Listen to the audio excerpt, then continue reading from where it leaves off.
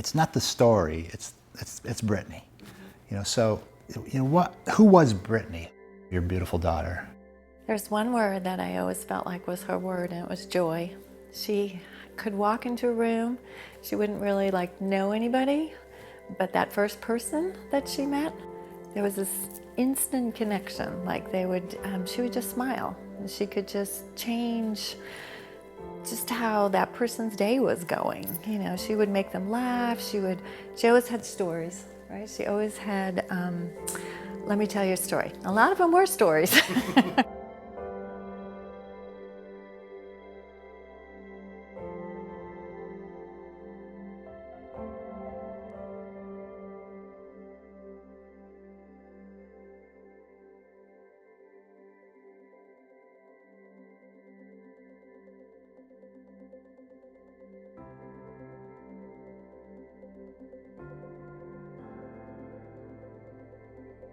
All of a sudden, the panic buttons started going off in the room, and all these specialists kept flying in, and they realized she was having brain seizures, traumatic brain seizures. Within a couple hours, the doctor came and talked to me and said she's going to have major damage to her brain.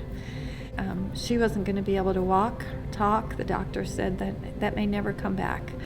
And I was devastated. I was so angry at God. I remember the pastor coming up and praying with me and telling me to trust in God. You're not going to understand this today, but you will someday.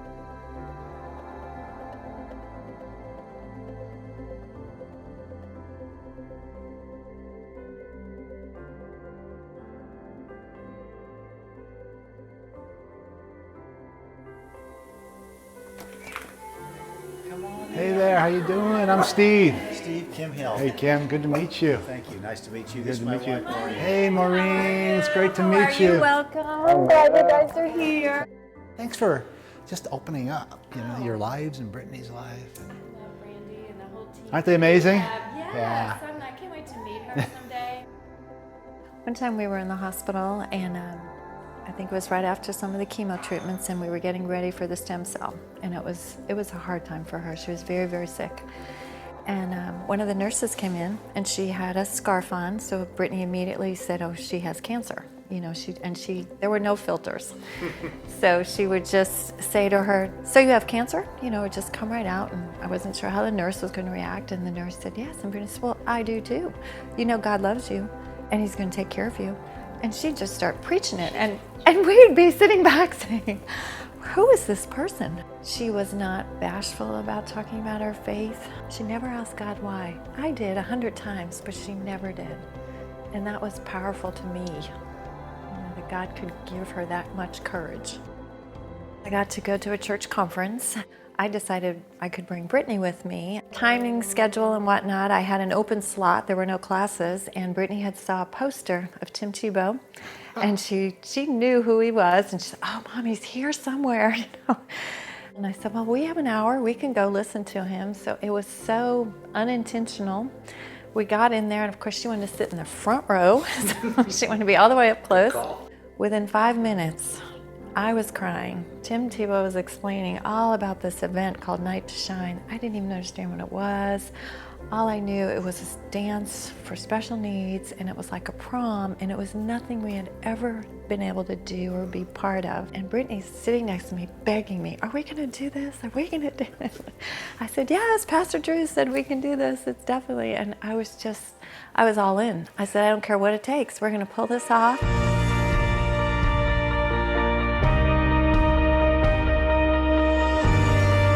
Brittaney went through that night. What'd she say made it so special? Why did she love Night to Shine so much? What did she say? Well, she felt like a princess. That night was incredible. We got her out of the hospital to get her to go to that dance. We kept saying, Brittaney, you want to sit down? Nope. She never did take the crown off. That crown stayed. And when we went to the hospital, that crown came with us. We had to go back into the room. The crown was right there with her. And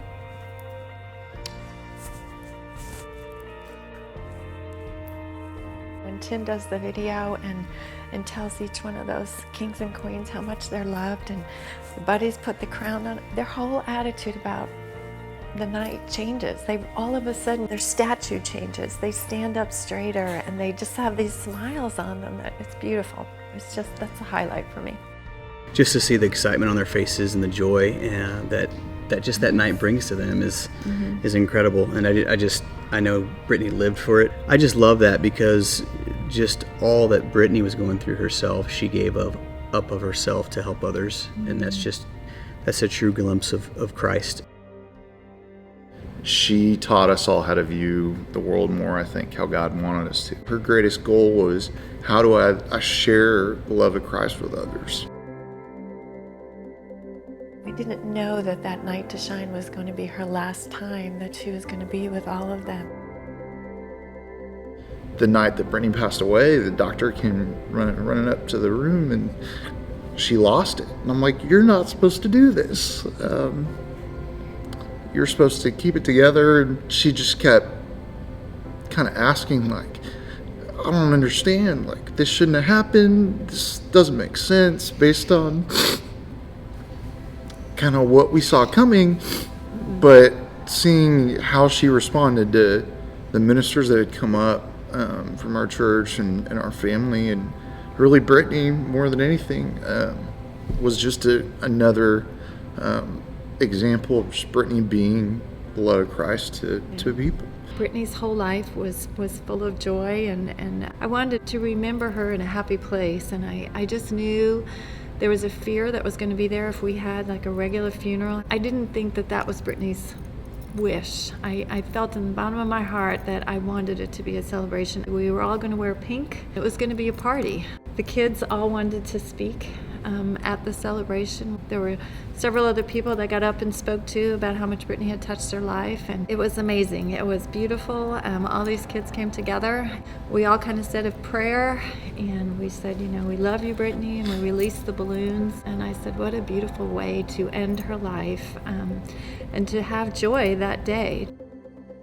When Brittaney passed, I had pretty much said, I don't think I could do it. I don't think I could pull Night to Shine off. Then I ended up going to the grocery store down the street from the church, and I ran into 2 or 3 of the students that had been at the dance before, and they were loving on me and hugging me and telling me how much they missed Brittaney, but then they were like, so Night to Shine is when? And I didn't answer them. I couldn't. I didn't know what to say. I said, okay, God, if I'm going to do this, you're going to have to give me the strength. It was incredible. I mean, I got strength from everybody else, and they did an amazing job. It was a beautiful blessing, and all the kids were there again. All my kids were there, and that first song was hard. We all kind of held hands together and prayed because she wasn't there, but we knew that she was there. We just felt her presence.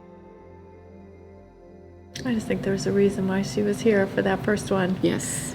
And just set the bar for us. Just let us know that she's always going to be a part of it. Mm-hmm. I truly believe that she had such an amazing story that if it can help one person, I know that she'll be so thrilled, so happy that's so important to her to help others. And so I think in any way that her story continues is truly honoring her legacy.